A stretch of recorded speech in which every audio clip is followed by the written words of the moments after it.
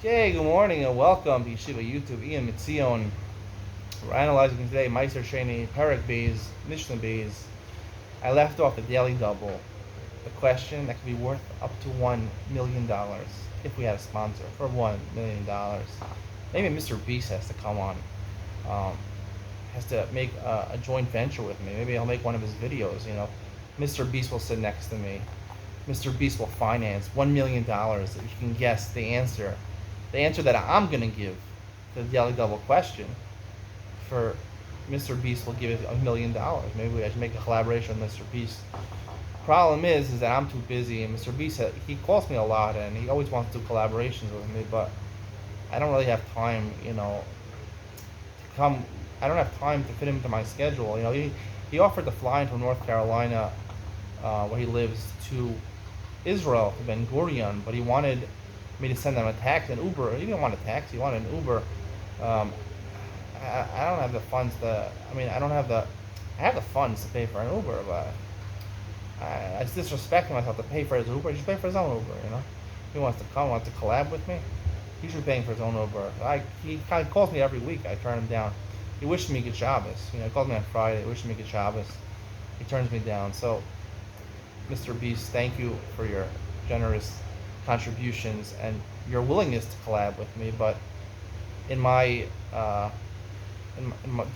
to my rigorous schedule, I don't have the time or the amenities to accommodate Mr. Beast's requests. But hopefully one day we'll do a collab. Maybe people will enjoy it. Maybe we get $1 million. I'm joking. Mr. Beast is not reaching out to me. All right. So the question we left off is Mishnah Beis. Rosh Shimon has a weird shita, a unique shita. He says you can't sach shem in Shalmai Sheni Yerushalayim, even though we learned, everybody seems to agree, Sheni Yerushalayim, you're allowed to use it for sicha. Sicha is kishtia, shtia is achila.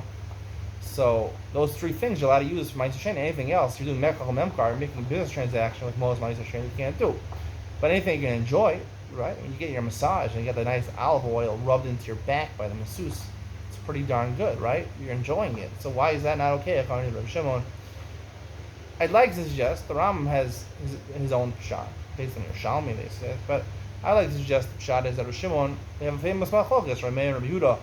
Is Maaser Sheni considered Mamon Gavo or is Mamon Hedya? We said, Kiv Eger says outside Yerushalayim is considered Mamon Gavo according to everybody. Here we're talking about in Yerushalayim. Rabbi Shimon holds like Rabbi Meir. Rabbi Shimon holds like Rabbi Meir. Mamon Gavo. What does that mean? So Mamon Gavo. He's got a big nafkamina over here that according to Rabbi Meir, the only thing you can do, just like you can't, the only thing you can do, he only says shticha you can't do. It's mashma that shtia is good. But shtia is l'chalachila. The Gemara says in Shavuos, right? Drinking is part of eating. You can't really eat without drinking, otherwise you can't digest what you're eating. So to eat and drink with most Maaser Sheni, you can do it in Yerushalayim. You can't use olive oil because he learned Mamon Gavoa. If really it belongs, the shalom belongs to Hashem, Maaser Sheni, I'm just vacationing it. So I'm obligated to buy food and have nice fancy meals. Now, meals can serve two functions. You could have meals where you enjoy the food. And sometimes you have a meal where it's a festive meal, where it's just to give honor to the event, right? You'll serve food to honor the weddings, right? They have fancy dishes at weddings, a fancy meal. The whole purpose of the meal is not so much to be able to enjoy the food. Of course, you want to enjoy the food, but it adds a presence to the wedding. It adds a chashivas, an importance to the wedding. It adds stature to the wedding. It's an important event that you're having a big meal and you're catering for 500 people. Nice food. Like schnitzel here in Israel. I can't beat the schnitzel here in Israel. You're catering schnitzel for 500 people. You want to add grandeur to the events. The achila and shtia is not for the enjoyment. It's for lending importance to the event. And if it's mamon gavoa, it's a mishulchan gavoa kazacho. The same thing when you have karbonos, you eat karbonos, you only eat certain parts of the animal. You only eat it in Yerushalayim, right? Because the point of the eating there, the achila is giving honor to Hashem. You're eating in His place, His foods. You're enjoying it as His guest. You're being His guest, and you're enjoying it from His table. It's not for your enjoyment so much, but to add honor to the korban that Hashem is inviting you to take part in His korban. So the same thing. According to Rabbi Meir, it's Mamon Gavoa, so the Achila and Shtia is not for your enjoyment.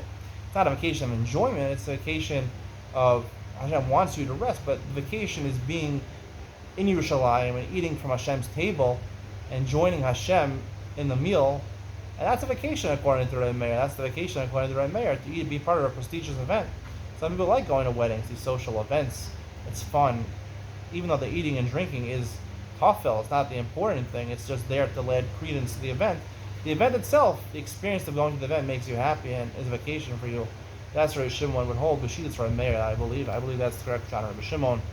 And therefore, sicha, which is anointing yourself with the oil, which is not adding credence to any event, it's purely for enjoyment. That massage is purely for enjoyment. It's not to add. You don't see any weddings where they have masseuses walking around with those folding tables and a towel, getting ready for a massage between the chuppah and the first dance. Maybe they should have that. That would be fun. But anyway, that's Rabbi Shimon Shita. I hope you enjoyed. See you in the next one.